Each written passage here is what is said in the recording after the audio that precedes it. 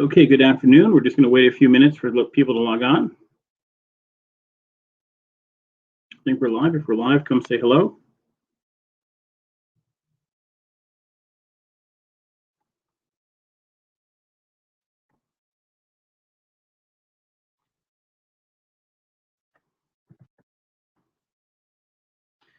Hope everyone had a great day.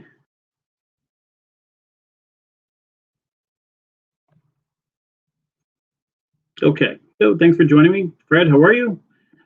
Thank you for letting me know you can hear it. Glad to be here this afternoon. It is 4 o'clock. It is 4:02, I should say. This is the Steve Mazzican podcast. Apparently, I have motorcycles having some fun outside of my window.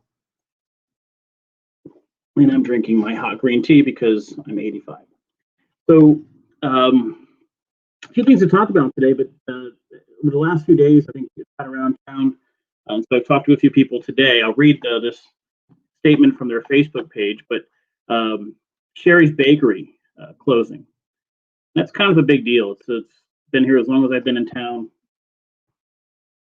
And, we can't say if it's exactly a hit from COVID, but that's pretty likely. And so I'm looking up now. Hold on one second. I will read you the statement. Okay.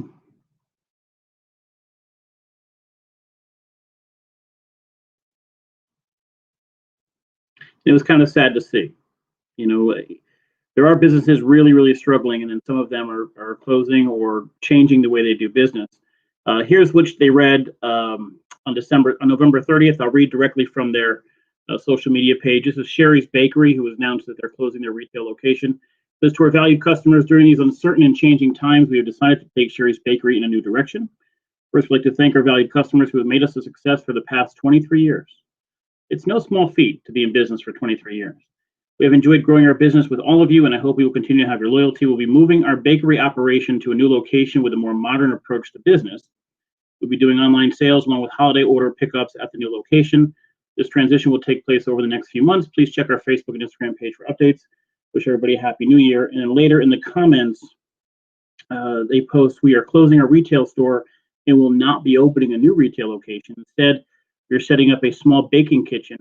We'll be taking orders online for the holidays and special occasions, details, including launch date and pickup delivery options coming soon. So I'm glad that they're staying in business, but it's a massive hit. I mean, it's funny about bakeries is that we have so many of these new cupcakes, wedding cakes, those types of things opening all the time, right? And everybody does cupcakes nowadays, but there's other types of sweets. But the old-fashioned pies, and God, those coffee cakes are unbelievable. The apple crumb pie was the best pie I think I've ever eaten. They had amazing donuts, amazing cookies, and so closing that location is just kind of an emotional. They've been here for a long time, and I think likely the best bakery in town when it came to the pies and things of that nature. As we said, we're getting people to have cupcakes. That seems to be the huge craze. I'm not necessarily a big cupcake fan, but I will take a donut from Sheri's any day of the week. They're phenomenal. So it's sad to see some of these very real prices that we have to pay. Now, they're also doing something which may end up being a benefit to them. Audio a little muffled, Fred, is a little better. All right, if anybody's having audio issues, let me know. I have my mic here. Hopefully it's working fine. I'm plugged in. So it is what it is. Let me know if you still have issues. But this idea of what is now called a dark kitchen, and with the rise of Uber Eats and other delivery services, many restaurants have been able to open kitchens that do not have storefronts. And all they do is delivery, Uber Eats, delivery, Uber Eats. Now, people are spending, this is an amazing thing about the economy. Yes, a lot of people are struggling. But people, for some reason, are still willing to spend 20, 25, 30% more for Uber Eats, for delivery service. I will tell you, the other night, I was ordering Chinese food for just 2 meals, a couple egg rolls, and something. And I think on Uber Eats, it was something like, I don't know, $34 or something. But by the time the delivery fee was done, the tip was done, their fee, whatever it was, It was something like $53. It was a 20-something dollar upcharge on like 40% more to get this delivered. I ended up just calling Lion City and going to Lion City. I mean, at the end of the day, taking 10 minutes and taking a drive to save $20 makes a lot of sense, but people are willing to do it. And I'm seeing, every restaurant I know and many that I work with that are on Uber Eats are getting more and more Uber Eats orders in. And so it's amazing that people are willing to throw money out the window. I mean, no joke. People are ordering things off the value memo from McDonald's and getting it through Uber Eats. That's crazy. The reason you went to McDonald's was to save money, but they're getting it delivered. It is absolutely absurd that we're seeing this. So we have really tough economic times for some people, and others just throwing money away. And that's one of the interesting layers of an economy, is that if you think back to the economic crash in the housing market, most people in their houses didn't have a problem paying their mortgage. Most paid their mortgage. It was that bottom 5 to 10% that when they failed, the whole thing was the credit default swaps, what have you, were failing. That's what we're seeing in the economy now. Yes, the economy is not terrible. Many people are doing well. There's a lot of money being spent. But if that bottom 5, 7, 10%, the people who worked in entertainment, people who worked at movie theaters, or worked on movie sets, the people who, all the things that are closed today. Think about all the wedding places that have existed, all the catering that has existed, all those types of things that aren't existing now. That bottom 5, 10% of people who are not working, no chance of getting back to work anytime soon, they're in serious, serious trouble. And so we did get some good news today. And we would talk about from CNBC, Pelosi. Yeah, so the market finishes at a record close based on potential stimulus talk. So it is positive news if you are hoping for stimulus talk. So yesterday we talked about the $908 billion bipartisan stimulus bill. So the first part to talk about with this is this. Political parties are incredibly top heavy. You need the leaders to be on board or nothing gets done. Basically, 75% of Congress could want something, but if the leaders don't bring it up, don't put it on the agenda, or don't bring it for a vote, nothing gets done. And so enormous amount of power sits with Mitch McConnell and Nancy Pelosi right now. So Pelosi wanted a $2.2 trillion deal. McConnell only was going to support a $500 billion deal. Here's an example. So we had the rank and file members, the people who did not have power. A group got together in a bipartisan way and said, we want to put forward a $908 billion stimulus package. So if you are someone who is on unemployment, the first benefit of that package, hasn't passed yet, the first benefit of it, it would extend your unemployment benefits likely to March. It would also add, instead of the $600, add $300 to that. It does not include that $1,200 payment that we saw in the last one. Now, what Pelosi came out and said today is encouraged Mitch McConnell to use that as his starting point. So before it was $500 billion. If we use $900 billion and hopefully end up somewhere in the middle between 2.2 and 900, a $1.5, $1.6 trillion deal. I don't see Mitch McConnell doing it. There was some evidence that he was okay with the $908 million. He hasn't publicly said that yet, but it does mean there's a chance at things moving in a positive direction. Barbara, the audio is fine. Thank you for that. I don't know, Fred. Maybe I was just muffled a little bit. I'm sorry for that. Barbara, delivery service fees are ridiculous. They're nuts. And granted, they're providing a service. It's just crazy. But, if you're willing to pay for it, that's what market is. That's what a market economy is. People charge what they are likely to get paid for it. And at some point, if we start saying, no, I'm not paying an extra $20 to get a hamburger delivered, they will have to lower their rates. Will that ever happen? I don't know. And if you're looking for a sign that the economy, during election season, one side's always going to say it's awful, one side's going to say it's spectacular. It's a completely mixed bag. There are some people doing fine. Some people making plenty of money. Anybody who works with Amazon is doing great. If you have Amazon stock, you're doing phenomenal. You had Netflix stock, well, that Netflix not so much. Even Disney stock. Disney, for some reason, during the pandemic, went from like 112 to 150, just on hopes of Disney Plus and that sort of thing. So some people are doing really, really well. The problem for an economy is that if 10% of the people aren't, it can cripple the economy. And the push for social services, the push for higher taxes, the push for all those things will start further projections dropping and hurt the economy overall. And so we are at a point now is that it makes no sense to be thrifty now. Now is the worst time to be thrifty. The right thing to do, if we were a consultant analyzing government, is to say spend money now, raise taxes to what they were before or potentially higher, pay that down when times are good. And so we're seeing even in a bad time, so Biden's plan was to raise taxes on the highest people, 400,000 and above. Remember, 400,000 is after all deductions, mortgage interest, kids, all the other deductions. Those people are making $500,000. If we raise those taxes, those people, if you're still making $400,000 in a pandemic, you could afford higher taxes. And that's what we do to offset the people who are desperate and need help. And it's a wonderful thing for the government to realize that when we start saying, let's give money to people who don't have money, it boosts the economy.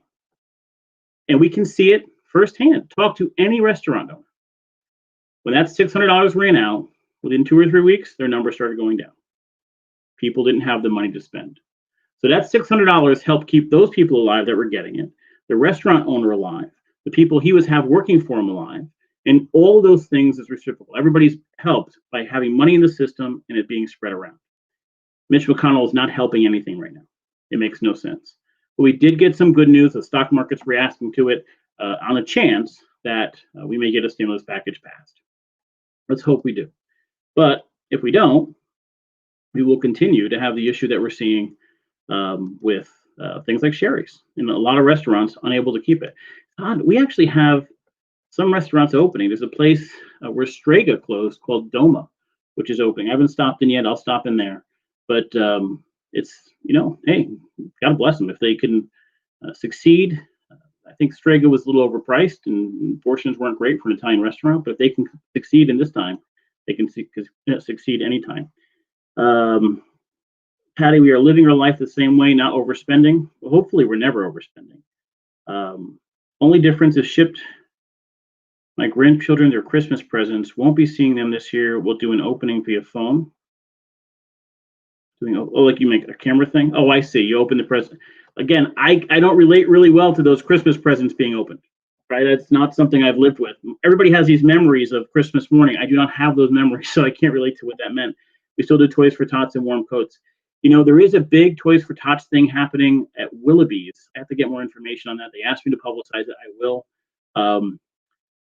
I think Mary Grandy told me the other day, and she's worked for a nonprofit her whole life, that there was the demand for social services right now is through the roof. Just crazy. Demand for toys, demand for food, all that stuff for holiday season. And so, so many middle-class Americans, while they're struggling a little bit, don't get to see all the time what the lower classes are going through. And those are the people who work at minimum wage. When they lose their job and they're living paycheck to paycheck, they have nothing. And so, yes, while some are doing great, some are really, really struggling. Okay, let's move on a little bit today to talk about an article in the Connecticut Mirror about Pura. And the headline is Pura overhauls electric car rate process, restricts costs utilities can recoup. So to remember what we were talking about just a few months back, there was a rate hike approved by Pura for Eversource, our utility companies. And people got really upset about that. And then we had our storms. And if you remember correctly, there was, especially in the first storm that we had, Eversource took forever to get power back on. And it seemed like they didn't have enough, especially Eversource as opposed to UI. UI seemed a little bit better, but Eversource was a disaster. And so there was this huge outrage, and every elected official on the planet got in front of a camera, and we were part of, talking to some of those. They said they wanted to hold these energy companies accountable. So just for you, Patty, we are not rich, but someone is always worse off. That's always true. There's no question about that. If you have a roof over your head, somebody's worse off than you are. But going back to this Pura issue, so it's interesting to read that. So I'm going to read a paragraph here. It said the new rate setting process is centered on restricting how much interest they are owed. So the utility companies set money aside every year to buy energy. And by setting money aside, they're essentially getting an interest, they're paid an interest on that rate, and they're allowed to take that interest rate and put it into the bills. Because previously, utilities claimed interest expenses based largely on projections. These include how much it will cost them to finance the power purchase and how much power they anticipate customers will use. This routinely led to utilities recouping 7 to 9% interest on their power purchasing costs. The new system limits recoverable interest costs to the prime lending rate. Offered by banks to customers with good credit, prime rate normally is much lower. The most recent prime rate set by the Federal Reserve is 3.25%. And the question I have is, so here's the next sentence. The new rate setting system also rely more heavily on actual data, power purchase costs, and customer usage levels from the previous year. Moving forward, we are focused on making sure the risk borne almost exclusively right now by our ratepayers is shifted and shared equitably with utilities and their shareholders. Now, how much this will mean to people, we have no idea. And it sounds good right now. But the question is, they were getting 7 to 9% instead of the prime rate. So the prime rate is what banks are getting when they borrow money. Eversource was getting 7 to 9%. Why are we just addressing this now? What took so long to realize this was happening? Why did it take a public outcry a month, 2 months before an election? Let's not pretend that didn't happen, to see these things. And if you remember when we had these significant issues and people weren't getting power back on, Pura was like, missed the boat. Eversource had filed one thing about the upcoming storm. UI filed something very different. Nobody noticed it. So now Pura is the organization saying, okay, we're going to hold these people accountable. When you had missed the boat, you didn't realize that they had very different plans going forward for the same storm. Missed it completely. And now you're just realizing now they were getting 7 to 9% on projections. Was anybody checking those projections? Was anybody making sure these numbers after the fact were correct? Or could Eversource just say whatever number they want and get it? It's one thing to need a regulatory authority. We need regulatory authorities. We can talk about the size of government and the role of government all we want. But Pura has dropped the ball more times than we can count. They seem to have a regulatory authority that has teeth, they just choose never to use. And they seem to be, quite frankly, beholden to these energy companies. And so if the elected officials like Sean Scanlon and Robin Comey and Christine Cohen and Ned Lamont are going to be serious about holding these energy companies responsible, far more is needed. And reform at Pura is needed. Nothing that we've seen today is going to help moving forward. This article,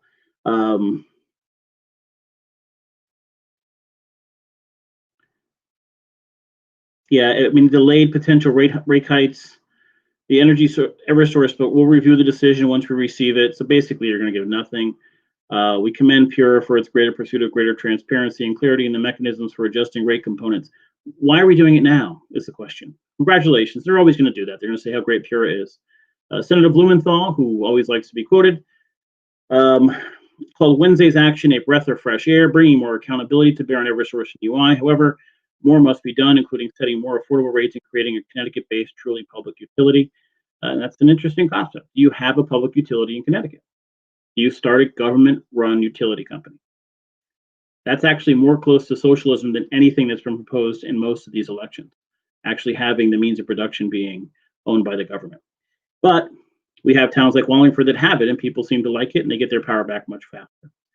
So it's interesting, as we go forward, before an election happens, we always have people jumping in front of the camera. They're always going to be mad at something. But is there a massive change to any way to these rates? No. And they'll say things, there'll be quotes. I don't see anything here that's going to drastically change your electric bill.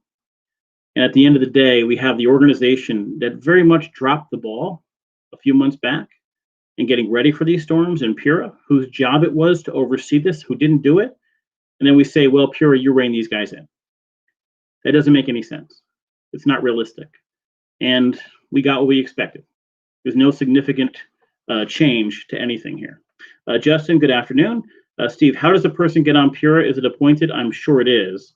And there was a special board also appointed. So hold on, I'm going to go to this. This article is on the Connecticut Mirror. I like the Connecticut Mirror 95% of the time. Where the Connecticut Mirror has lost their mind is on the affordable housing stuff. Like everything is about race. Everything's about race. And they are pushing this narrative. And when you look and see who their donors are, it's a ton of nonprofit type organizations that are pushing that narrative. That the housing, the income inequality is about race, and the housing inequality is about race. It's not. It's economics. And if it was about race, Branford, I've said many, many times, largest concentration of motorhomes or trailer parks in the state. A massive number of condos that are fairly low cost. Not a large amount of diversity when it comes to black versus white. So if the argument of more affordable housing brings in minorities, that's just a nonsense argument on both sides. The people complaining that affordable housing are going to bring in certain people or certain races, that's nonsense, racist and nonsense. But the people claiming that the housing disparity is a racist thing, or it's just nonsense too.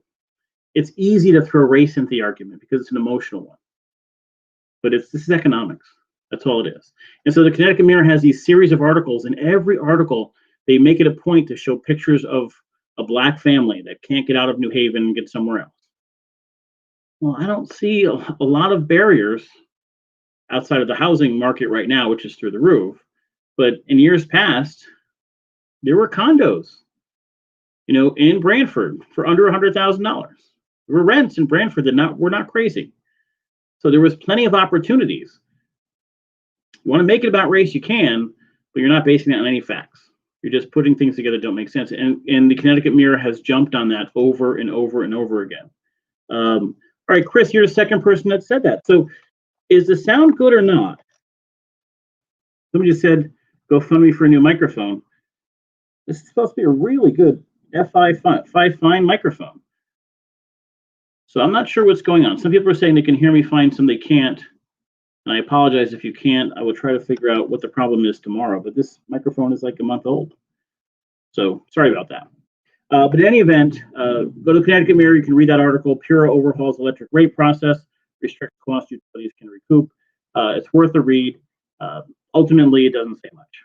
Nothing in there is going to change anything on how on what we pay for energy. And I don't think they can. Here we go. Pure approved a significant rate hike last summer for Eversource and UI. The increase for UI was suspended before it even was implemented. The authority was tasked by Ned Lamont and the General Assembly with reassessing the rate-setting process amidst customer outcry over both the rate hike and Eversource's response to Tropical Storm Isaias. It took the utility 9 days to restore power and estimated 1.1 million customers. And while state officials argued restoration came too slowly, Eversource countered that its response to the second most destructive storm of the past decade was both swift and within the parameters of the emergency response plan it had filed with Pura. Different is they filed two different response plans if you were Eversource and UI, and Pura never picked up on it. So that's Pura.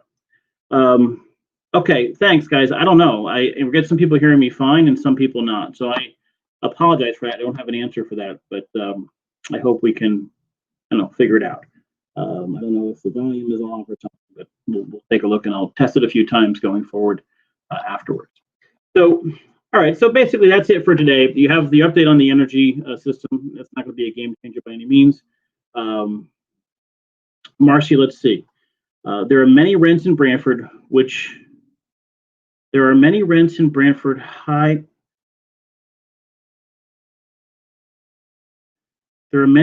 Branford high, which, okay, I think you're saying what I have said many times here, right? So many rents in Branford which cost less than values calculated under affordable housing guidelines, yet they don't count towards the total because they're not deed restricted.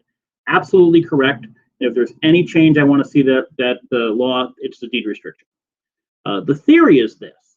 So in New York City, we've had rent control for years, right? And so you're in a crappy area of New York City, in 1980, and rent control kept the rent at $200. Let's say that was the case. So a developer comes in and goes, man, I'm going to buy that. I'm going to buy that property, and I'm going to rehab it. This whole area is picking up. I can charge $3,000 for those rents. And this is what happened in New York City. And suddenly they can go through all those doors and say, you're evicted, you're evicted, you're evicted, you're evicted, because they're only paying $200, or pay $3,000 or you're evicted. And so New York said, no, we're not letting that happen. Once you have your rent, it is set. And there's some increases, but nothing earth-shattering. So you had a rent control. The same concept applied to affordable housing.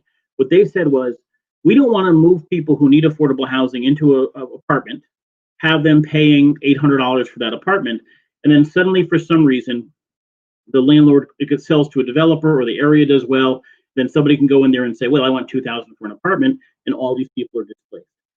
In theory, that makes sense. In general, how many apartments do you know in Branford or in Connecticut that have gone from very low income areas to very high income areas very quickly? Very few. Like, not enough to go crazy. It's a theory. Some areas, I think Norwalk kind of really improved some areas pretty quickly. In general, that's not happening. Short of striking oil in your backyard, the house is not going to go from worth $200,000 to $2.2 million. The rent is not going to go from $1,000 to $3,000. And so Branford has a lot of these rents that fall within the parameters of the affordable housing numbers. To give you a quick rundown of the affordable housing numbers, it's usually somewhere between 20, 40, or 80% of the median income. The median income in Branford, I believe, is around $75,000. To calculate backwards, 40% of that would be what, 30, 35,000. And then your housing costs cannot be more than 30% or a third of that number. So somebody making 50,000, or we'll say 60,000, their housing costs have to be under $20,000. And so if you think of a teacher starting a job, they're usually starting in that $55,000, $60,000 range. They would be able to apply for that housing, get it. Their housing would be under $20,000, so they pay $1,000 or $1,200 for rent plus electricity, utilities, what have you. There's a number here, and it was created for the most part to help working people find housing.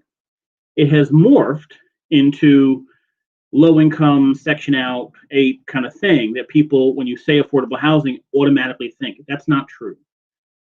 The issue in Branford with Parkside was that you were replacing section 8, the lowest income housing, with affordable housing. And because people weren't understanding what affordable housing was, affordable housing from an income standpoint was a higher level than what's at Parkside. So the people who were complaining about the Parkside project were complaining about 2 things. One, the project doesn't make any sense. But the second thing was, this isn't, hey, let's bring affordable housing to a wealthy area. This was, we're taking the poorest of the poor and then telling a big corporation, let's bring in higher rent people there. And then trusting that corporation to leave the lower rent people there when they can get higher rents. Would you trust that corporation? I don't. So you had people that were making literally $8,000, $9,000 a year, people on disability.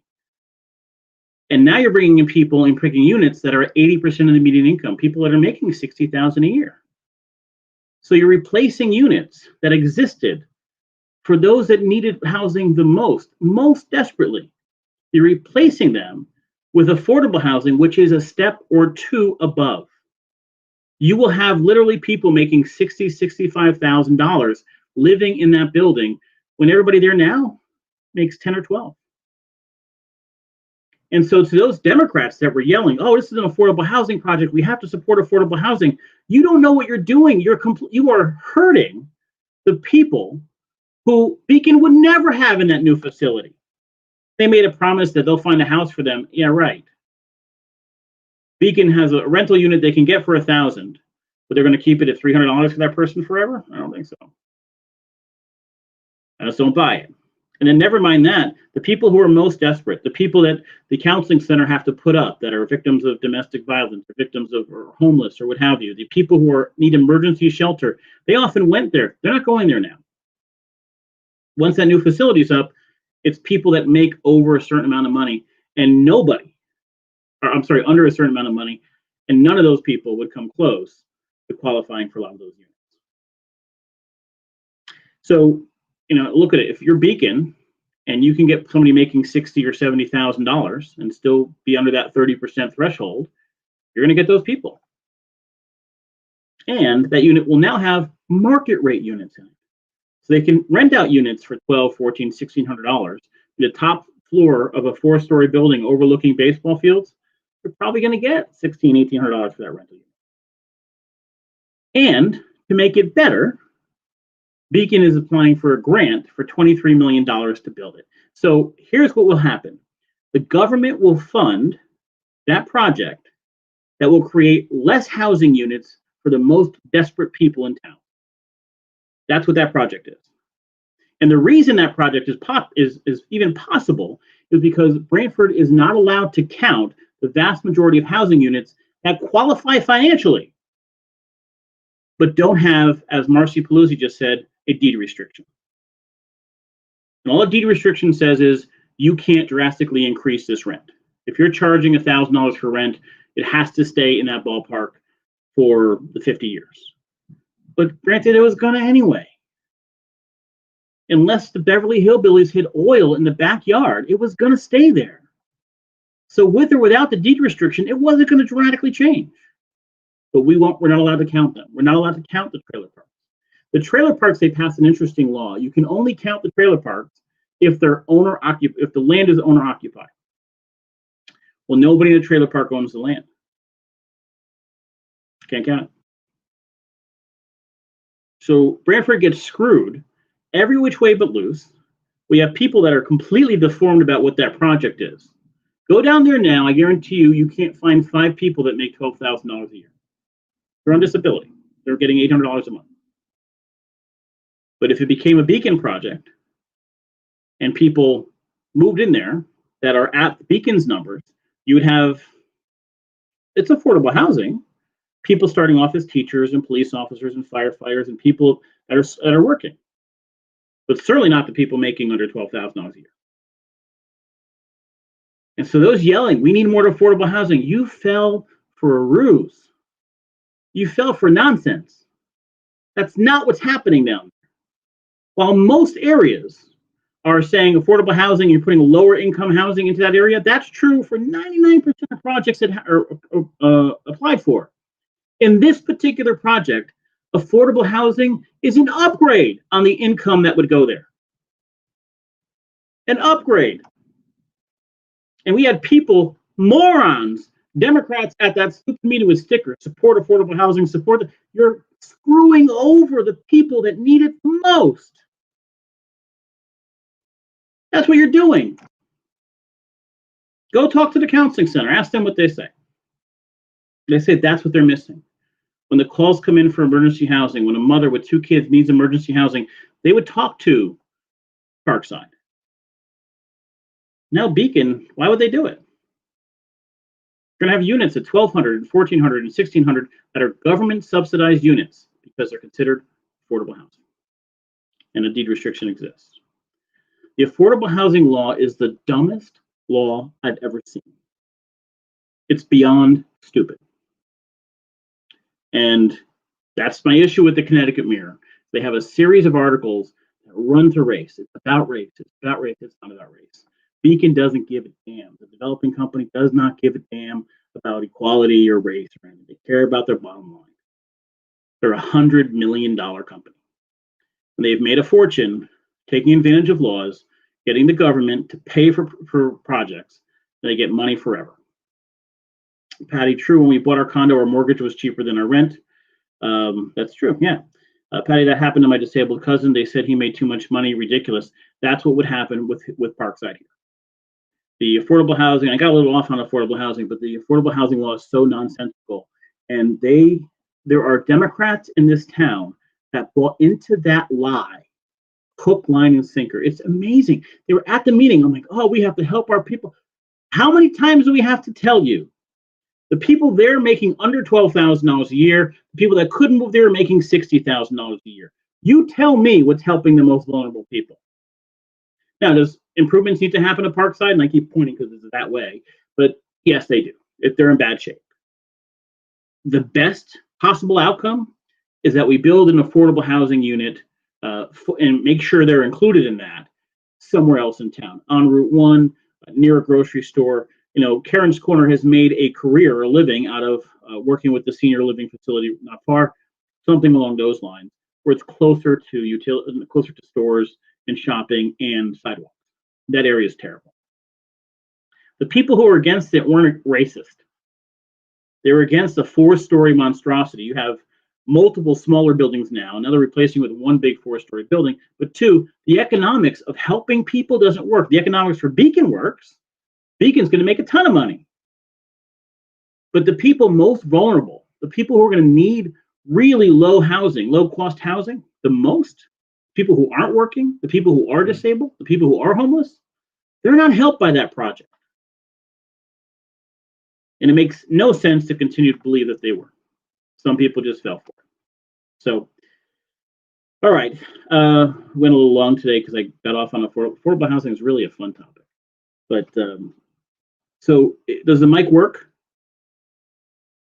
Just making sure that's, I'll check it afterwards and do some tests on it, but I think we're all set with that. That's it for today. We'll be back tomorrow at 4 o'clock. Thank you for joining me. Thanks for all the comments. They help.